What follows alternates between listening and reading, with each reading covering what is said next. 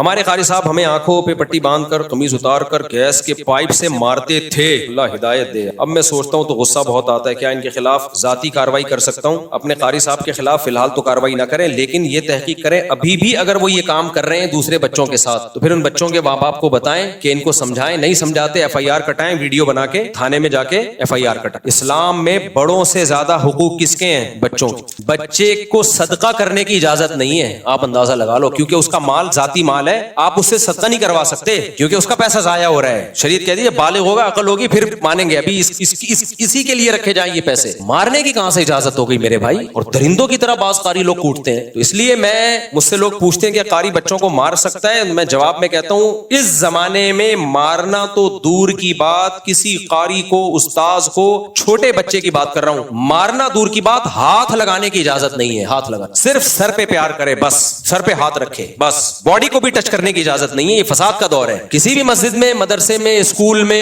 کہیں بھی ایسا ہو رہا ہے کہ قاری صاحب بچے کو تھپڑ مار رہا ہے، ماں باپ بولے بھائی آپ کو ہم نے پرمیشن نہیں دی ہاتھ لگانے۔ اس زمانے میں ٹھیک ہے وہ فتویٰ لائیں گے، جائز ہے نا، میں ان فتووں میں نہیں پڑھ رہا، میں بات کر رہا ہوں کس کی؟ اس زمانے قطعاً اجازت نہیں ہے، کیونکہ اس کی کوئی لمٹ نہیں ہے۔ آپ نے ایک تھپڑ کی اجازت دے دی، وہ 2 4 10 کوٹتا ہے، وہ اپنی ٹھڑک نکال، ہاتھ پاؤں ٹوٹتے ہوئے دیکھے میں نے قاریوں کے ہاتھوں بچوں کے۔ ایک بچے سے میں ملا، سنتا ہی نہیں ہے، بڑا ہو گیا، اب تو شادی ہو گئی، اس کے بچے ہو گئے، سنتا ہی نہیں ہے۔ میں نے کہا کیا ہوا ہے، تم سماعت کیوں کمزور ہے؟ کہہ رہے ہیں قاری نے ایک تھپڑ مارا تھا، اتنی زور سے کانوں کی سماعت چلی گئی۔ تو اس لیے سارے قاری ایسے نہیں ہوتے، ہم نے بھی قاریوں سے پڑھا ہے، اللہ کا شکر ہے کبھی نہیں تھپڑ مارا۔ میں نے جس مدرسے میں پڑھا ہے کبھی نہیں مار پڑی، صرف ایک دفعہ پڑی تھی، مجھے 8 سال میں ایک تھپڑ پڑا تھا، وہ تو اتنا تو حق بنتا ہے، وہ تو 2 4 پڑھتے تو ہمیں تو خوشی ہوتی تھی ہمارے استاذ مارے، کیونکہ ہمارے استاذ اتنے نرم دل ہمیں ملے، اتنے پیارے پیارے سویٹ سے استاذ تھے کہ وہ تو ہمیں مارتے تو ہمیں خوشی ہوتی، یار کبھی اس سے تو فائدہ بھی تو ہوتا ہے نا۔ لیکن ایسے استاذ مارکیٹ میں بھی تو شارٹ چل رہے ہیں۔ تو مجھے ایک تھپڑ پڑا ہے، طالب علم مدرسے کی بات کر رہا ہوں، وہ استاذ بھی پٹھان، ہر سال میں نے اسے ان پٹھان ٹیچر جو بڑے سخت تھے،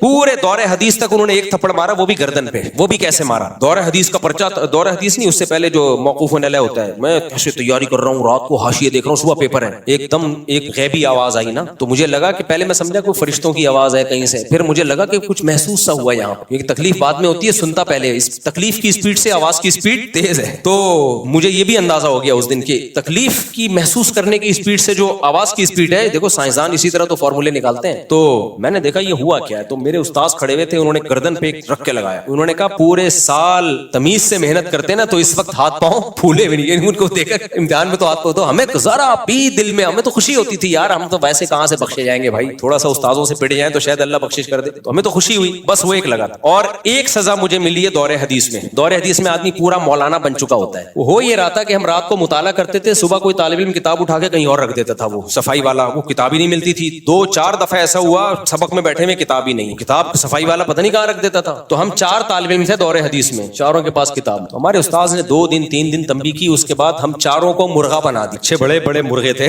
ہم چاروں بنے ہوئے مرغا، بس تھوڑی دیر بنائے رکھا، پھر ڈانٹا، بولا انسان کے بچے بنو، کتاب، تو پھر ہم کتاب لا کے بیٹھے بس۔ اور ایک اور یاد آ گئی مجھے ایک سزا، وہ سزا یہ تھی کہ مجھے روزانہ میرا واش روم کا ٹائم اس وقت تھا جب کلاس شروع ہوتی، ایک دن 2 دن ہو گئے، استاذ نے دیکھا روز لیٹ آ رہا ہے، میرا ٹائمنگ سیٹنگ ہی ایسی ہو گئی، تو مجھے استاذ نے تھوڑی دیر کھڑا رکھا کہ آپ کو اب آنے کی چندہ ضرورت نہیں ہے، وہ بھی پٹھان استاذ تھے، بس اتنا۔ پھر بھی ہم ٹوٹا پھوٹا پڑھ ہی لیے نا یار، ہمیں جنگلیوں کی طرح کوٹنا پیٹنا مارنا، اس سے بچے کے اخلاق خراب ہوتے ہیں۔ اور ایک اور واقعہ میں بار بار سناتا ہوں، یہ بعض ٹیچر اور استاذ کہتے ہیں کہ بچے مار کے بغیر پڑھتے نہیں ہیں، یہ بھی 100% غلط ہے۔ ایک مدرسے میں نے چند دنوں کے لیے پڑھایا، بلکہ چند دن 6-7 مہینے کے لیے پڑھایا، میرے پاس 50 بچے تھے، چھوٹے چھوٹے پدے اتنے سے، یعنی ایک کلاس کے 2 حصے تھے، سیکشن اے سیکشن بی ہوتا ہے نا، تو 50 بچے میرے پاس، 50 بچے اسی کلاس کے سامنے ٹیچر کے پاس، اور کتابیں دونوں کی سیم۔ میں نے 6-7 مہینے میں نہ کسی کو تھپڑ مارا ہوگا، نہ کسی کو ڈانٹا ہوگا، مزے سے گپ شپ لگا کے لطیفے سنا کے ان کو میں نے پڑھا دیا۔ سامنے ٹیچر روزانہ بچے پٹ بھی رہے ہیں، کوئی مرغا بنا ہوا ہے، کوئی ایک ٹانگ پہ، کوئی ہیلی کاپٹر، کوئی بغیر کرسی کے بیٹھا ہوا ہے، سمجھ میں؟ اور میرے بچوں کا رزلٹ بھی وہی جو ان کے بچوں کا رزلٹ۔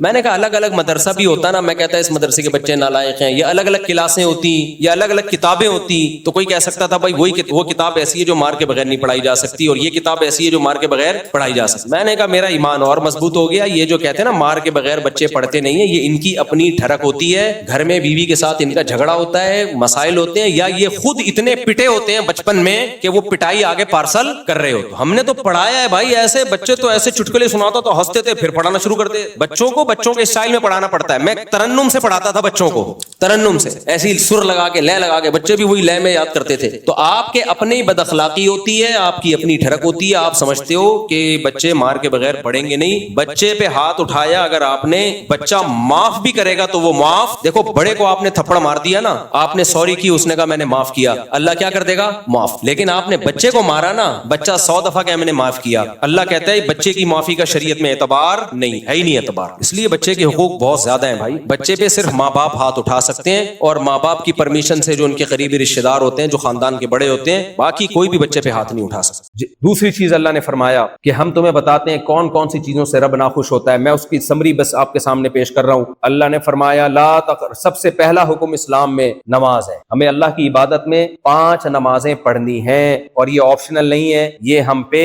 لازم ہے. جتنے مرد جتنی خواتین یہاں ہیں, عزم کریں کبھی انشاءاللہ زندگی میں نماز بولو نہیں چھوڑے. چاہے سفر ہو, حضر ہو, شاپنگ کے لیے گئے ہوئے ہو, جاب پہ ہو, کچھ بھی ہو جائے, اگر نماز چھوڑنے کی اسلام میں کوئی گنجائش ہوتی تو میدان جنگ میں اللہ اجازت دیتے. اللہ نے میدان جنگ میں اجازت. تیسری چیز, ایک اللہ کے حقوق ہیں جن میں توحید اور نماز. دوسرے نمبر پہ کون سے حقوق شروع ہوتے ہیں؟ مخلوق کے. اس میں بھی اللہ نے آزاد نہیں چھوڑا کہ خود ہی تم طے کر لو کہ کس کا کتنا حق ہے. نا نا نا, اگر ایسا ہوگا تو اللہ کو پتا ہے یہ بوڑھے ماں باپ کو اولڈ ہاؤس میں جمع کرائیں. یہ لائف کو انجوائے کرنے کے لیے کہیں گے کہ ابا آپ نے لائف انجوائے کر لی, اب بوڑھے ہو کے ہمیں کھانس کے جراثیم ہمارے منہ میں داخل مت کرو. اماں اب آپ بوڑھی ہو گئی ہو, اب آپ کسی کام کی نہیں رہی ہو, اب کھانس کے ٹی بی کی جراثیم آپ مت پھیلاؤ. آپ کے لیے بہترین جگہ ہے اولڈ ہاؤس, اور یہ باپ کو اولڈ ہاؤس میں جمع کرائیں گے, پھر بھی با اخلاق کہلائیں گے. نائس ٹو میٹ یو, مجھ سے ملیے, میں جمشید, اور میں یہ, اور میں وہ. لوگ کہیں گے کتنا اچھا آدمی ہے. اللہ کو پتا تھا باپ سڑ رہا ہے اولڈ ہاؤس میں, ماں سڑ رہی ہے اولڈ ہاؤس میں, اور یہ اچھا بنا پھر رہا ہے, اس لیے اللہ نے کہہ دیا نا نا نا نا, وبالوالدین احسانا. اچھائی کی ڈیفینیشن میں سب سے پہلے توحید اور نماز کے بعد کیا ہے؟ ماں باپ کے ساتھ اچھا سلوک. لیکن انسان یہاں بھی ڈنڈی مار سکتا ہے, وہ کہتا ہے اچھا سلوک تو کر رہا ہوں, اولڈ ہاؤس میں جمع کراتی, اور کتنا اچھا سلوک کروں. اللہ نے یہاں بھی کہہ دیا اچھا سلوک تمہاری مرضی کا نہیں, میری مرضی کا. جس کو میں اچھا کہوں گا وہ اچھا سلوک. وہ کیا اچھا سلوک ہے؟ سورہ بنی اسرائیل اٹھائیے, وَقَضَىٰ رَبُّكَ أَلَّا تَعْبُدُوا إِلَّا إِيَّاهُ وَبِالْوَالِدَيْنِ إِحْسَانًا إِمَّا يَبْلُغَنَّ عِندَكَ الْكِبَرَ أَحَدُهُمَا أَوْ كِلَاهُمَا فَلَا تَقُل لَّهُمَا أُفٍّ. اللہ کہہ رہے ہیں ماں باپ میں سے دونوں یا ایک بوڑھا ہو جائے. بڑھاپے کا تذکرہ اس لیے کیا کہ بڑھاپے میں انسان کی عقل کام نہیں کرتی. جہاں نہیں ڈانٹنا چاہیے ہوتا ابا وہاں ڈانٹ رہے ہوتے ہیں. کیا خیال ہے بھائی؟ اماں کو جس بات پہ غصہ نہیں آنا ہوتا اس بات پہ آ رہا ہوتا ہے. کیا خیال ہے بھائی؟ تو پھر اولاد ماں باپ کے سامنے زبان چلاتی ہے. جب انہیں کہا جاتا ہے کہ ماں باپ کے سامنے زبان مت چلاؤ, تو وہ جواب کیا دیتے ہیں؟ ہم صحیح بات پہ زبان چلا رہے ہیں, ہمارے ابا غلط کر رہے ہیں, ہماری اماں غلط کر رہی ہیں, اس لیے ہم زبان چلا رہے ہیں, ہمارا رائٹ ہے. اللہ نے یہ آپشن ہی ختم کر دیا کہ ابا اور اماں کے سامنے یہ دیکھنا کہ وہ آپ کو صحیح ڈانٹ رہے ہیں یا غلط ڈانٹ رہے ہیں, یہ آپ کے پاس سوچنے کا آپشن نہیں ہے. آپ کے پاس خاموشی کے علاوہ کوئی آپشن نہیں ہے. لا تقل لہما افن, آپ نے ان کو ریپلائی میں اف تک نہیں کہنا ہے. نہیں آ رہی میرا خیال ہے بات, بہت مشکل ہو. ماں ہو یا باپ ہو, ان کا چڑچڑا پن آپ نے ہر قیمت پہ برداشت. میں اپنے ایک ریلیٹو کا واقعہ سناتا ہوں. کیپٹن تھے, ان کے والد نے سب کے سامنے اپنے بیٹے کو تھپڑ مارا, ایک لفظ زبان سے نہیں نکلا. کیوں؟ کون ہے بھائی؟ باپ. میں نہیں کہہ رہا مارنا چاہیے یا سب کے سامنے اولاد کو تھپڑ مارنا چاہیے, وہ غلط ہے. آپ کے پاس ماں باپ کی کڑوی کسیلی میں برداشت کے علاوہ کوئی آپشن بولو نہیں. پھر اللہ نے ہمیں خواتین کے حقوق بتائے. بہت زیادہ آپ جانتے ہیں مجھ سے زیادہ خواتین کے حقوق, لیکن اللہ کو ڈیفرنٹ قسم کے حقوق بتا رہا ہے. وہ کیا ہیں؟ اللہ کہتے ہیں عورت میں فرق. ایک ہے محلے پڑوس کی انٹی, اور ایک ہے آپ کی وائف. کس کا حق زیادہ ہے؟ بولتے کیوں نہیں؟ انٹیوں سے مسکرا کے بات کرو گے, کوئی ثواب ہے اسلام میں؟ دفتر میں آپ کی کلیگ ہے, بڑی اچھی ہینڈسم اسمارٹ سی, آپ بات کر رہے ہیں, کوئی ہو سکتا ہے کینیڈین گورنمنٹ آپ کو کچھ پیسے دیتی ہو, لیکن اللہ کی طرف سے کوئی ثواب ہے؟ بولتے کیوں نہیں؟ نبی نے فرمایا زوجہ کو جو تم کھلاتے ہو نا, وہ نوالا بھی کیا ہے؟ صدقہ ہے. سیدہ عائشہ فرماتی ہیں ہمارے نبی صلی اللہ علیہ وسلم جب گھر میں داخل ہوتے مسکراتے چہرے کے ساتھ. آج بہت سے لوگوں کو ہم دیکھتے ہیں دوستوں یاروں میں ہا ہا ہی ہو, بڑا گپ شپ چل رہی گٹر کے ڈھکنوں پہ کراچی میں, بہت آپ نے دیکھا ہوگا ماحول پیالہ ہوٹل پہ, بڑا چائے وائے چل رہی ہے, ہا ہا. گھر میں آئے ایسے جیسے چنگیز خان نے بغداد پہ حملہ کر دیا. گھر میں اخلاق سے رہنا مشکل کام, باہر اخلاق سے رہنا آسان. اب وجہ کیا ہے؟ بیگم کے ساتھ اچھے اخلاق کیوں نہیں ہوتے؟ کیا فائدہ ہے؟ اس کو مل گئی بھائی. یہی اگر بیگم نہ بنی ہوتی اور رشتہ لینا لینے جا رہے ہوتے ہیں پھر کتنے اچھے اخلاق سے سسر صاحب سے کیسے بات کر رہے ہوتے ہیں, ایسے تمیز سے بیٹھا ہوا ہوتا ہے کہ کیوں آئے جی رشتے کے سلسلے میں حاضر ہوا ہوں, کتنی تمیز سے بات کر. ایک آدمی کی شادی ہوئی نا, دلہن سے بات کرنا سمجھ میں نہیں آ رہا تھا کیسے بات کروں, تو کہتے ہیں کل میری آپ سے شادی ہوئی تھی اس سلسلے میں حاضر ہوا ہوں. تو کتنی تمیز سے. تو اللہ تعالیٰ نے, اچھا ایک اور بات خوب سمجھ لو, نان نفقہ نبی نے فرمایا بیوی کا حق ہے جو خود کھاؤ ویسا ہی اسے, آپ لوگ فل ان دا بلینکس نا تاکہ یاد ہو جائے نا, کیا مطلب جس اسٹینڈرڈ کا خود کھاتے ہو گھر والوں کو بھی اسی اسٹینڈرڈ کا کھلاؤ. حدیث ہے جس اسٹینڈرڈ کا خود پہنتے ہو گھر والوں کو بھی اسی اسٹینڈرڈ کا بولو پہناؤ. اور نبی صلی اللہ علیہ وسلم نے ارشاد فرمایا, دیکھو قرآن کیا کہتا ہے, انتہائی اہم بات, وصاحبتہ وبنی, اللہ تعالیٰ نے قیامت کے بارے میں فرمایا کہ قیامت کے دن انسان اپنے باپ سے دور بھاگے گا. تو باپ کو اللہ نے قرآن میں باپ ہی کہا ہے, ماں کو اللہ نے قرآن میں ماں ہی کہا ہے, وأخیہ بھائی کو اللہ نے قرآن میں بھائی کہا, بیوی کو عربی میں زوجہ کہتے ہیں لیکن یہاں اللہ نے زوجہ نہیں کہا, وصاحبتہ اپنے ساتھ رہنے والی سے بھی دور بھاگے گا. خوف کا عالم یہ ہوگا, آپ ابھی سے بھاگ رہے ہیں لیکن قیامت میں بھاگنے کے لیے کچھ چھوڑیں آپ. تو اللہ نے بیوی کا جب تذکرہ آیا تو یہ نہیں کہا بیوی سے دور, صاحبتہ اس سے جو ہمیشہ اس کے ساتھ بولو رہا کرتی تھی. اس سے پتہ چلتا ہے کہ جب آپ کی شادی ہوتی ہے تو بیوی اب ہمیشہ آپ کے مائنڈ کر رہے ہیں, مجھے لگ رہا ہے مائنڈ, بیوی اب ہمیشہ آپ کے بولو ساتھ. کینیڈا آ گئے بیگم کراچی میں, نہ یہ نہیں چلے گا. آپ کینیڈا میں ہو تو بیگم کہاں ہوگی, کینیڈا میں. آپ ٹورنٹو میں ہو تو بیگم کہاں ہوگی, ٹورنٹو میں. آپ رجائنا میں ہو تو بیگم کہاں ہوگی, رجائنا میں. آپ بیان میں ہو تو بیگم کہاں ہوگی, بیان. آپ کسی تقریب میں ہو تو بیگم کہاں ہوگی, تقریب. مجھے نہیں پتا اس کے چند دنوں کے بعد آپ کہاں ہوگے, لیکن بہرحال یہاں جہاں مجبوری ہو ایک الگ بات, وسائل نہیں ہے, کیونکہ اللہ نے کہا یہ ساتھ میں لگا دیا اس کو. نبی صلی اللہ علیہ وسلم کی کسی صحابی نے دعوت کی, کسی صحابی نے نبی صلی اللہ علیہ وسلم کی دعوت کی, آپ نے فرمایا عائشہ کو بھی بلاؤ. صاف دل لوگ تھے, تکلف نہیں تھا, وہ افورڈ نہیں کر سکتے دو افراد کی دعوت, تو ان صحابی نے منع کر دیا. آج منع بھی نہیں کر سکتے کسی کو, لوگ دل پہ لے جاتے ہیں, بھائی وہ نہیں کر سکتے تھے دو کی, نہیں. چند دن بعد ان صحابی کی نبی سے دوبارہ ملاقات ہوئی, آپ نے فرمایا یا رسول اللہ میں آپ کی دعوت کرنا چاہتا ہوں. آپ نے فرمایا عائشہ کو بھی بلاؤ. آج کوئی ہے اپنی بیوی کو اتنی عزت دیتا ہے؟ مارکیٹ میں ایسے مرد ملیں گے آپ؟ تو ان صحابی نے کہا یا رسول اللہ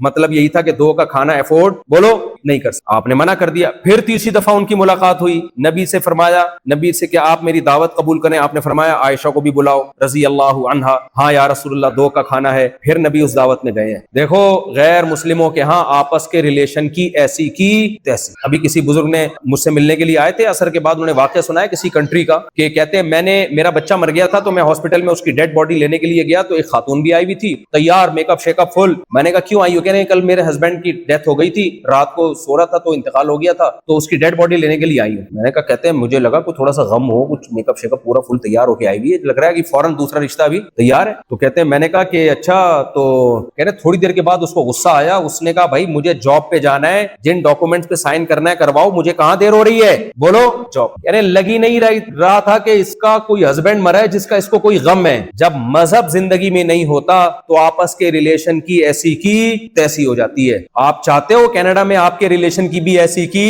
بولو تیسی ہو جائے. اولاد ماں باپ اولڈ ہاؤس میں جمع کرائے, آپ بچوں کے بجائے کتے پال رہے ہو, نہ بھائی کا پتا نہ بہن کا پتا, کوئی ریلیشن نہیں ہے, سب جو انڈیویجولزم ہے اس کو فالو کر رہے ہیں. نہ مذہب انڈیویجولزم پہ بلیو نہیں کرتا, مذہب ریلیشن پہ بلیو کرتا ہے. اللہ سے بھی ریلیشن بنا کے رکھنا ہے, مخلوق سے بھی ریلیشن بنا کے رکھنا ہے, اور مخلوق میں رشتہ داروں سے زیادہ مضبوط ریلیشن بنا کے رکھنا ہے. تو اللہ نے مرد کو بھی پابند کیا, عورت کو بھی پابند کیا. عورت کو بتایا کہ یہ تمہارا ہسبینڈ ہے, جمشید ہے یا جو بھی ہے, یہ تمہارا سربراہ ہے. یہ کیا ہے بولو نا, سربراہ. اس کی اطاعت کرو, اس کو خوش کرو, یہ تمہاری جنت ہے. وہ عورت جنت میں نہیں جا سکتی جس کا شوہر اس سے ناراض تھا. تو اللہ تعالیٰ ان سب باتوں پہ ہمیں عمل کی توفیق دے. اس پہ اللہ کا شکر ادا کیا کرو. دیکھو اللہ نے ہمیں مسلم بنایا, ہمارے پاس تعلیمات, ہمارے پاس کیا ہے تعلیمات, تو یہ ہمارے پاس محفوظ تعلیمات ہیں. ان تعلیمات کا تقاضا یہ ہے کہ ہم ان تعلیمات کو فالو کریں. اسلام کے سوا کسی کے پاس یہ تعلیمات نہیں ہے. اللہ تعالیٰ آپ کو خوش رکھے, اس جگہ کو ہمیشہ آباد رکھے. لوگ بیچارے بہت دور دور سے آئے ہوئے ہیں, 4